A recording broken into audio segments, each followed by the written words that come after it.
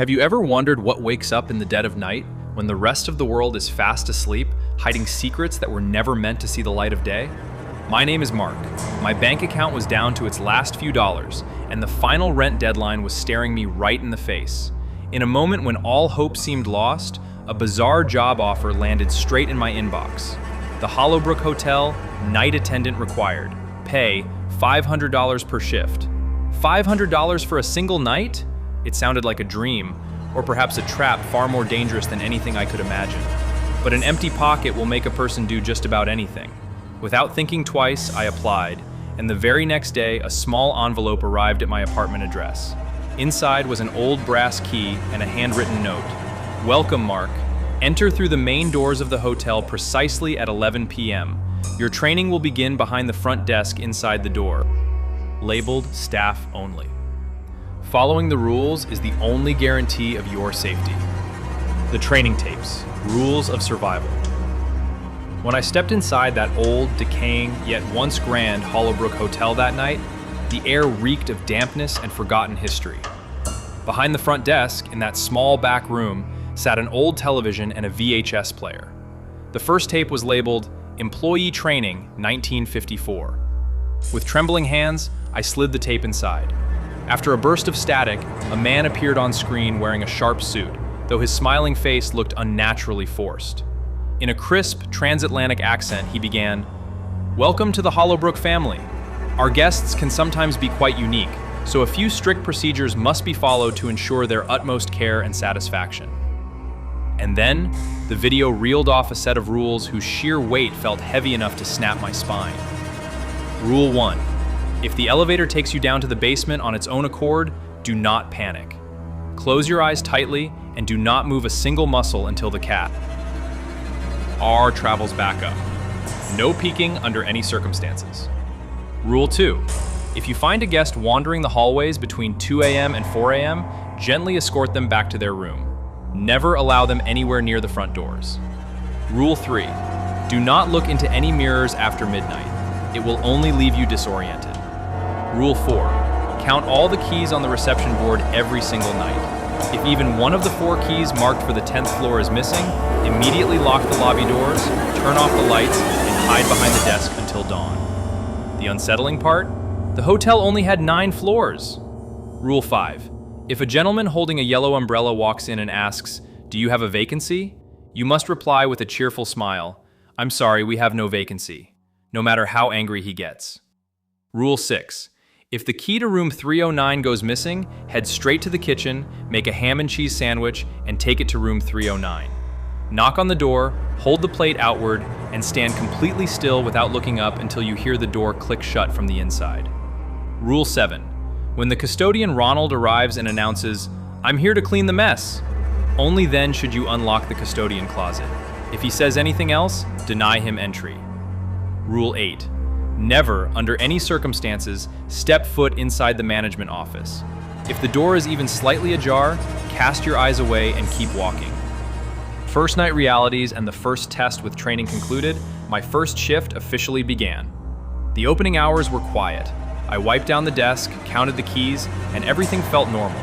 But right around 1:30 a.m., the front door swung open and an elderly man shuffled into the lobby. He wore a faded custodial uniform with a name tag reading Ronald. Looking at me with weary eyes, he uttered in a tired voice, "I'm here to clean the mess." My breath hitched. It was the exact magic phrase from the training video. With shaky hands, I unlocked the custodian closet. As he wheeled his cart inside, he glanced back at me with a faint, amused grin and whispered, "You're new here, huh?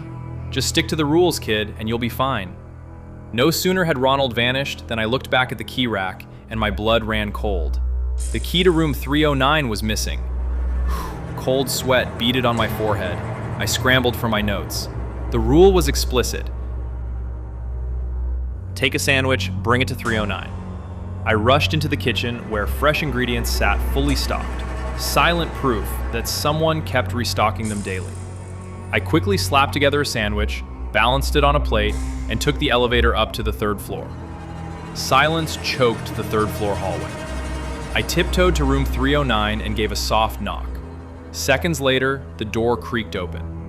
True to the rule, I glued my eyes strictly to the floor. All I could see were the tips of a pair of shoes and the bottom edge of the door. Someone snatched the plate right out of my hands. But instead of retreating, the figure lingered right there in the doorway. It felt like an active test to see if I would dare look up. After an eternity of suffocating silence, the door finally slammed shut. The descent to hell and the escalation. I turned on my heel and hurried back to the elevator. Just as I breathed the sigh of relief, the elevator's floor indicator suddenly dropped and blinked downward. Basement! No, no, please God, no! I screamed, slamming my fists against every button in sight. Then the rule flashed through my mind. Close your eyes tight and don't move until it goes back up. I clamped my eyes shut. The elevator stopped. The doors slid open. A thick wave of rot, decay, and suffocating sulfur flooded my lungs. It felt as though a massive, malevolent entity had stepped right inside with me. Its ragged breathing echoed right beside my ear. Tears streamed down my face as I froze like a statue, knowing that a single twitch would mean my instant destruction. Miraculously, after what felt like centuries, the bell chimed and the car surged. Back up to the lobby. Sobbing uncontrollably, I bolted out, grabbed the $1,000 cash advance left on the desk for 2 nights' work, and fled straight home. The climax and the final twist, night 6, changed everything. At 3 a.m. when I ran my routine key count, a 10th floor key was missing. Following protocol, I plunged the lobby into darkness and hid behind the counter. The elevator whirred, descending from above. Something heavy and dragging stepped out into the open, clambering right up onto the front desk just above my hiding spot. Paralyzed by blind terror, I burst out of cover, sprinted for the nearest door, threw it open, slammed it behind me, and locked it. As I gasped for air, my feet sank into an old green carpet. Panic spiked. This was the management office, the one place forbidden above all else. I whipped around, expecting a demon or a room of corpses. Instead, I saw a clean desk illuminated by a dim lamp, surrounded by dozens of live surveillance monitors. They displayed every corner of the hotel, the lobby, the halls, the stairwells.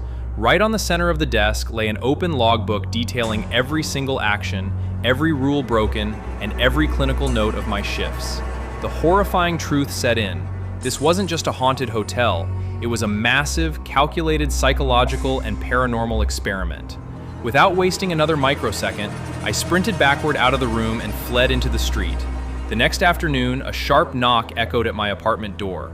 No one was there, just a solitary envelope resting on the welcome mat. I tore it open. Inside lay $500 in cash and a final note. Mark, thank you for your exceptional service at the Hollowbrook Hotel. Following a review of recent protocol breaches, your employment has been terminated.